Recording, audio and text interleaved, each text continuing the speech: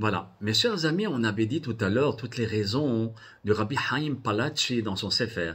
Pourquoi Akadosh Baruch Hu a donné la Torah spécifiquement dans le désert, d'accord? Mais pourquoi choisir un désert comme on avait dit tout à l'heure dans l'autre vidéo?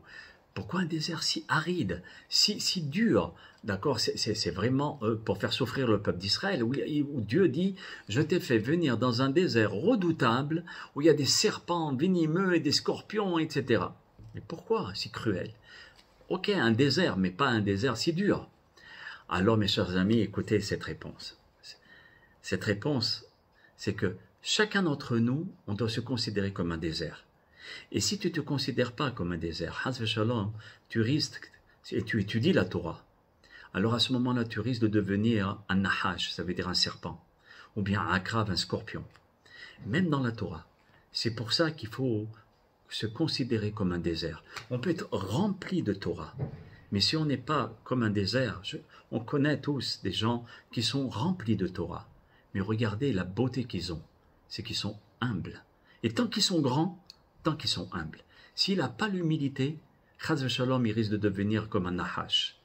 C'est comme un serpent venimeux. Et c'est pour cela que Dieu précise un désert où il y a des serpents venimeux et des akravim et des scorpions. Pour dire tu n'es pas comme désert, tu risques de te transformer comme ce serpent venimeux. Parce que l'humilité, mes chers amis, dans la Torah, c'est une vertu extraordinaire, c'est une vertu indispensable au service d'Akadosh Baruch Hu. C'est ça qui fait le lien entre nous et lui. Regardez, tout à l'heure, j'ai eu quelqu'un qui m'a réparé le lavabo. Et j'étais en train d'observer. Et quand il répare, il met l'eau, et l'eau, elle fuit. Très bien. Alors, il prend sa mallette, et il prend un joint.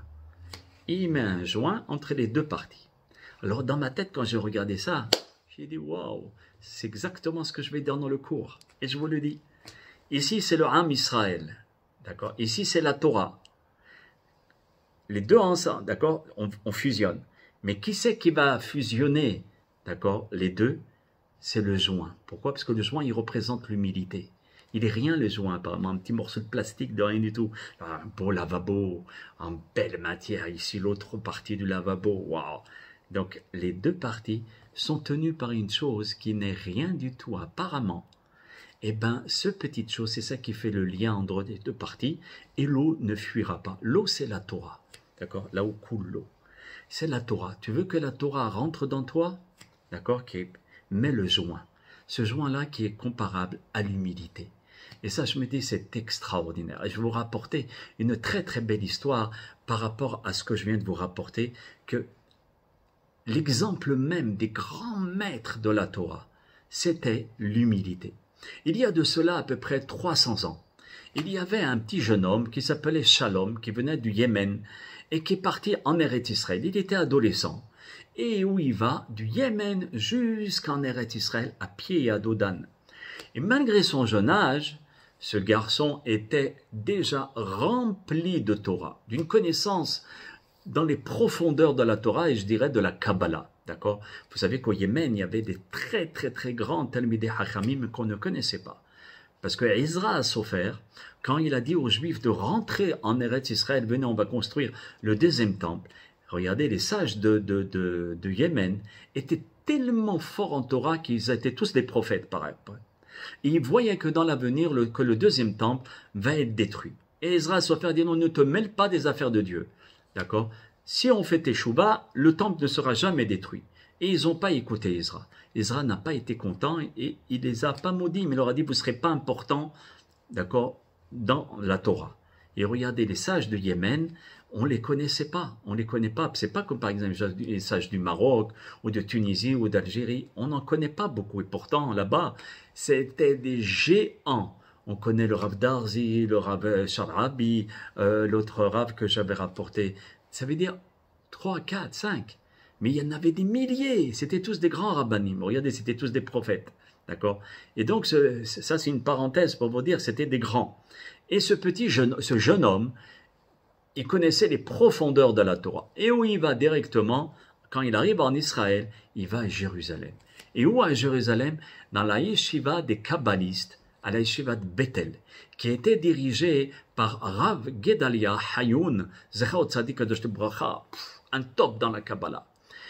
Et le jeune Shalom, il fallait bien qu'il mange, il fallait bien qu'il étudie, il lui fallait un endroit. Donc, il propose ses services au Rav Hayoun. Il rentre dans la yeshiva et il dit, voilà, est-ce que je peux servir comme shamash? Ça veut dire quelqu'un qui range les livres, qui met de l'ordre dans la yeshiva, qui balaye, etc. D'accord? Et le Rav, il dit, tiens, pourquoi pas, mais je ne peux pas te payer, mon fils. D'accord? La seule chose que je peux faire, tu peux dormir et manger ici.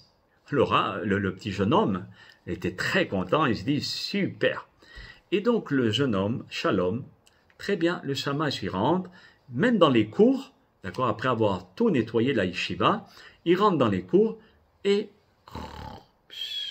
il dort. Rien que pour écouter la Torah. Très bien. Il s'asseyait au fond du Beth Midrash et il dormait. Mais vous allez voir qu'il ne dormait pas. Il faisait semblant de dormir. Parce que un jour, le Rav Hayoun, qui était un grand kabbaliste, il pose une question sur le Kabbalah. Et il n'avait pas de réponse. Les élèves essayaient de rapporter des réponses, mais ils les refutaient. Tout en vain. Impossible de trouver la réponse. Et le Rav Hayoun était vraiment perturbé, il n'arrivait pas à répondre. Toute la journée, ils ont essayé de débattre là-dessus, chercher des livres, etc. Ils n'ont pas réussi. De son côté, le jeune Shalom qui dormait, lui, connaissait la réponse. Mais il avait un dilemme. Il se dit, aïe, aïe, aïe, aïe, si je donne la réponse, tout le monde va savoir qui je suis. Je vous parle de l'humilité. Donc tout le monde va savoir qui je suis, ils vont me donner le kavod et j'ai pas envie de kavod. Moi, je suis venu ici pour écouter et étudier tranquillement, d'accord? Et je vais rester dans l'ombre. Laissez-moi tomber. Maintenant, malheureusement, dans nos générations, on veut tous mettre de la lumière sur nous. Regardez les stars, là, si on ne parle pas d'eux, ils tombent malades. Et donc, c'est un malheur. Si on enregistre la Torah, c'est pas pour nous. C'est pour la Torah, Gdusha, pour le Ham Israël, pour être au service d'Akadosh Baruch Hu. Qu'est-ce que quelqu'un va enregistrer une vidéo par rapport à son nom? Il est complètement à côté de la plaque. Vous voyez, c'est assourd de faire une chose comme ça. C'est la Torah pour nous-mêmes, ça devient de l'orgueil. D'accord? Donc, je reviens à notre histoire. Notre Shalom, il eut une idée qui lui est passée dans l'esprit. Et il s'est dit, je vais attendre que tout le monde va partir.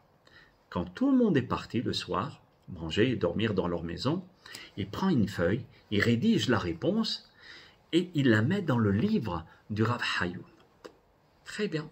Le lendemain matin, tous les rabbanim, ils viennent, les élèves, ils viennent, et Rav Hayoun, il ouvre son livre, il trouve une feuille. Il dit que cette feuille soit descendue du ciel, j'ai pas ce mérite. Et il lit, et il voit la réponse qu'il avait la veille. Et il voit que la réponse était d'une clarté impressionnante. Incroyable, ça répondait dans tout. Alors le Rav, il dit, écoutez, il y a quelqu'un qui a mis cette feuille ici. Je vous demande qui se dévoile. Personne ne se dévoile. Il y avait des grands rabbanim, tout, le Rav il se potait, certains qui se disaient, c'est lui qui a sûrement dû répondre, c'est lui. Mais personne pensait que ce n'était notre petit Shalom qui dormait au fond du Beth Midrash. Et naturellement, il dormait. Et il ne voulait pas du tout dire que c'était moi. D'accord? Et ça, ce n'était pas fait une seule fois ou deux. Chaque mois, à peu près, il y avait des questions. Il y a des questions dans la Torah. Et le Rav Hayoun n'arrivait pas. Et à chaque fois, il y avait une feuille dans son livre. Alors là, il s'est dit, c'est pas possible. Et ça l'a beaucoup perturbé au Rav Hayoun. Il s'est dit, c'est pas normal. Il rentre chez lui un peu perturbé. Et sa fille remarque, elle connaissait son père, il dit, qu'est-ce qu'il y a, papa? Et il lui raconte. Il dit, papa, je vais trouver qui c'est. Sa fille, qui s'appelait Hannah. Attention, c'était une rabbinite de très haut niveau. Et elle s'est dit, je vais trouver qui c'est. D'accord?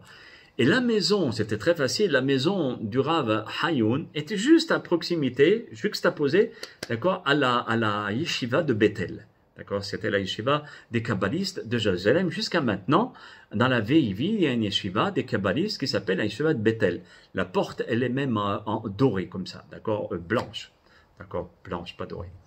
Et donc, une grosse porte. Et là-bas, c'était la yeshiva qui a été construite par le Or Haïm Akadosh, Rabbi Haïm Ben Attar, quand il est venu du Maroc, à Jérusalem, dans la vieille ville. Et donc, notre Hannah, elle regarde, très bien, elle assiste au cours par la fenêtre de sa maison. Il y avait une fenêtre qui allait directement vers le Beth Midrash, vers la place de son père. Très bien. Et elle reste plusieurs jours.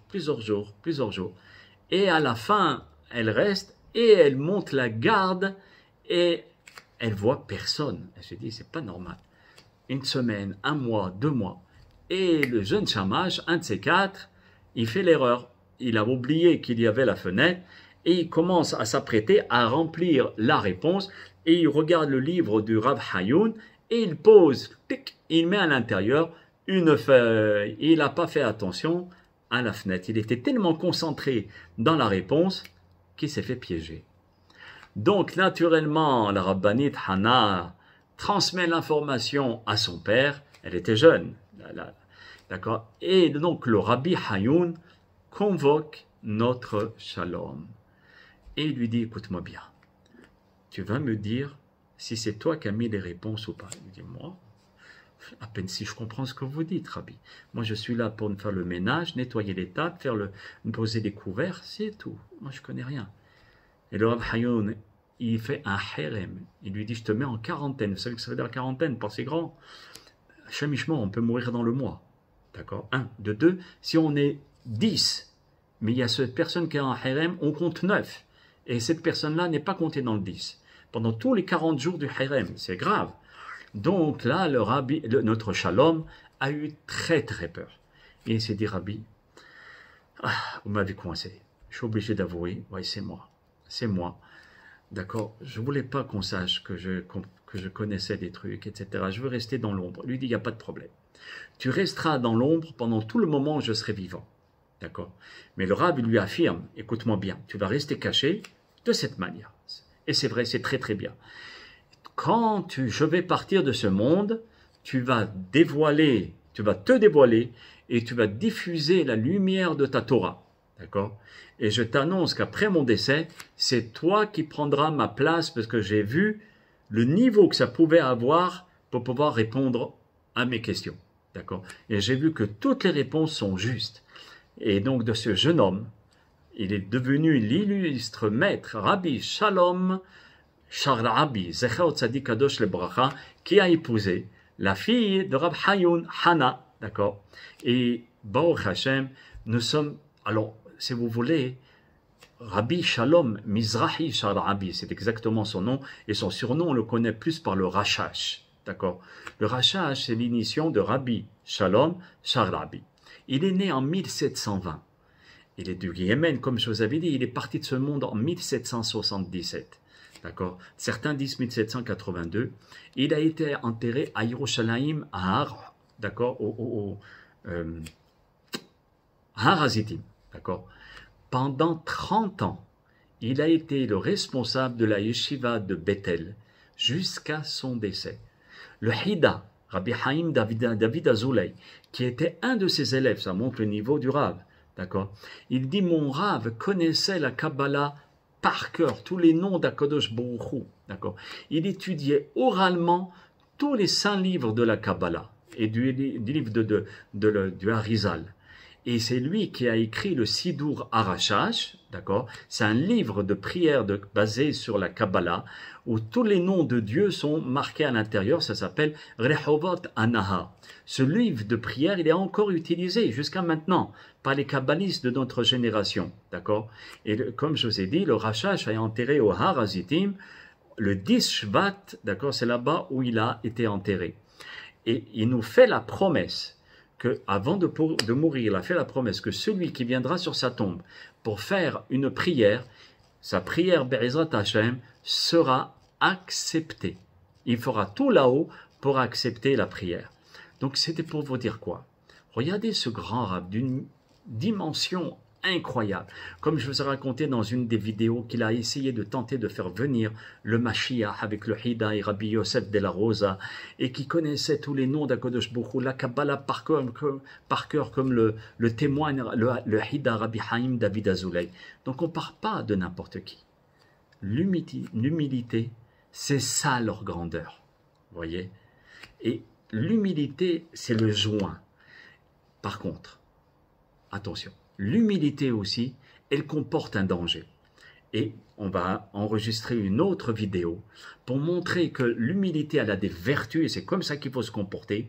Mais il y a une humilité qui est néfaste, qui détruit l'homme. D'accord? Et on va parler de cette sorte d'humilité. Mais on a tous compris qu'il faut une humilité qui construit l'homme, qui construit l'individu. Et c'est cette humilité que je vous parle. À tout de suite pour une autre vidéo sur l'humilité.